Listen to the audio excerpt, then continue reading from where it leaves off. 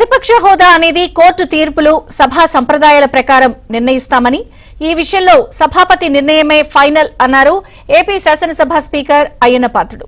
ప్రతిపక్ష హోదాపై జగన్ తప్పుడు ప్రచారం చేస్తున్నారన్నారు. రూలింగ్ ద్వారా ఈ తప్పుడు ప్రచారానికి తెరదించుతానని తెలిపారు. 18 మంది సభ్యులుంటే తప్ప ప్రతిపక్ష హోదా రాదు అని తేల్చి చెప్పేశారు.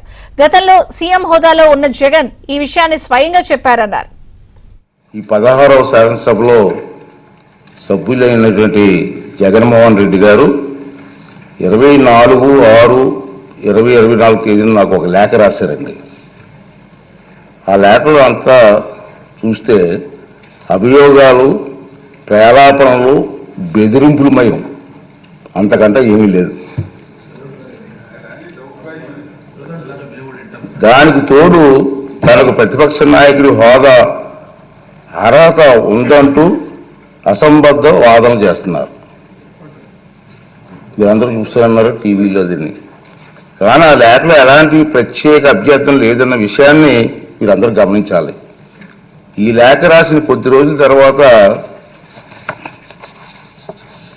జగన్మోహన్ రెడ్డి గారు ఆంధ్రప్రదేశ్ హైకోర్టుని ఆశ్రయించారు. హైకోర్టు కూడా వెళ్ళారు. విచిత్రం ఏంటంటే తనకు ప్రతిపక్ష నాయకుడిగా ప్రకటించవలసిందిగా శాసనసభ కార్యదర్శిని, స్పీకర్ కార్యదర్శిని ఆదేశించాలని ఆ రిట్ పిటిషన్లో విజ్ఞప్తి చేశారు. జగన్మోహన్ రెడ్డి గారు పిటిషన్ ఇంకా విచారణ అర్హత కలిగి ఉన్నదో లేదో అని నిర్ధారించే దశలోనే ఉంది. ఇంకా రిట్ పిటిషన్ వేసే అర్హత ఉందా లేదా మీకు అని చెప్పి ఆ దశలోనే ఇంకా ఉంది.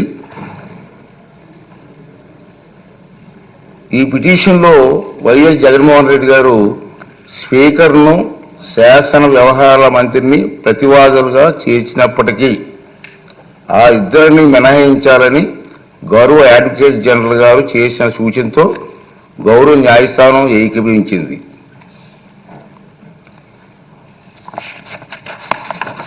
ఈ న్యాయ ప్రక్రియ కొలిక్కి వచ్చే వరకు వేచి చూద్దాం అనుకున్నాను. నేను ఇక్కడ కోర్టులో పెండింగ్ ఉంది, పెండింగ్ చూద్దాం అనుకున్నాను.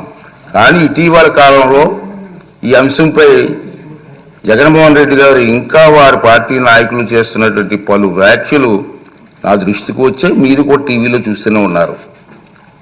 గౌరవ హైకోర్టు స్పీకర్కు సమన్లు జారీ చేసిందని, ఉత్తర్వులు జారీ చేయాలని స్పీకర్ను ఆదేశించిందని జగన్మోహన్ రెడ్డి చేస్తున్న వార్తలు వచ్చాయి. నిజానికి ఈనాటి వరకు హైకోర్టు జగన్మోహన్ రెడ్డి చేసినటువంటి పిటిషన్ విచారణ అర్హత ఉందో లేదో నిర్ధారణే ఇంకా జరగలేదు. వైఎస్ జగన్మోహన్ రెడ్డి గారు ఈ రకమైనటువంటి తప్పుడు ప్రచారం చేయడంలో ఆశ్చర్యపడవలసిన పని ఏమీ లేదని నేను అనుకుంటున్నాను. ఇంకేంటంటే 24/6/2024 తేదీ లేఖలో రాసినటువంటి నిరాధార ఆరోపణల్లో ఆధారంగానే ఈ తప్పుడు ప్రచారం సాగించారు. కాకపోతే ఆ దఫా ఆయన కల్పిత వాదనలను, ఆకాంక్షలను గౌరవ న్యాయస్థానానికి ఆపాదించడానికి సైతం వెనకాడలేదు. దురదృష్టవశాత్తు ఇదే ఆయన సహజ శైలి, మనందరికీ తెలుసు. జగన్మోహన్ రెడ్డి గౌరవ న్యాయస్థానానికి ఆపాదిస్తూ ప్రచారం చేస్తున్న అవాకులు, చెవాకులు, అసత్యాలు గందరగోళానికి దారి తీస్తున్నాయి. కనుక ఈ రూలింగ్ ద్వారా తప్పుడు ప్రచారానికి తెరదించాలని చెప్పి నేను నిర్ణయించుకున్నాను. ప్రమాణ స్వీకార కార్యక్రమం చిరకాల సాంప్రదాయాలను అనుసరించే నిర్వహించారు.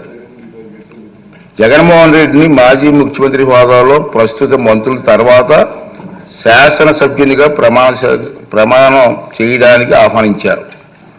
గతంలో 11/1/1995 నాడు అప్పుడు ఆంధ్రప్రదేశ్ శాసనసభ కూడా అప్పటి మాజీ ముఖ్యమంత్రిని మంత్రుల తర్వాతే ప్రమాణం చేయడానికి ఆహ్వానించిన సంగతి మీకు గుర్తు చేస్తున్నాను.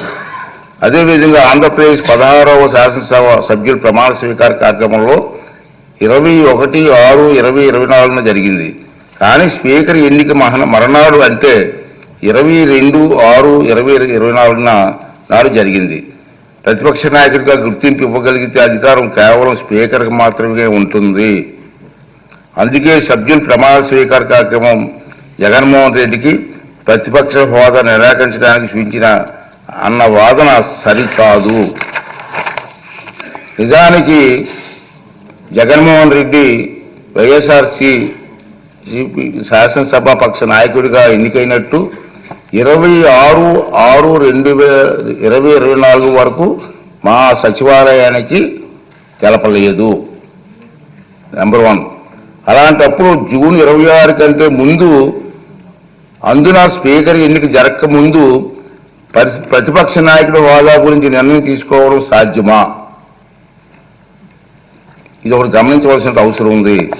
ప్రతిపక్ష నాయకుడి హోదా ఎవరైనా అర్హులా కాదా అనేది కేవలం రాజ్యాంగ సూత్రాలు, కోర్టు తీర్పులు, చిరకాల సాంప్రదాయాల ఆధారంగా మాత్రమే నిర్ధారించ